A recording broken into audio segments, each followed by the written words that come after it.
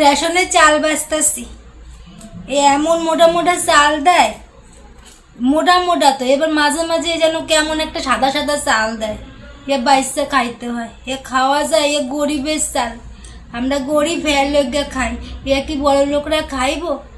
এ কই গরিবের কোনো দাম নাই। পোলা মাইয়া জন্মদিন করি, হে মানুষ প্রেজেন্টেশন দেয়, হে গরিব দেখে গরিব গরিব প্রেজেন্টেশন দেয়।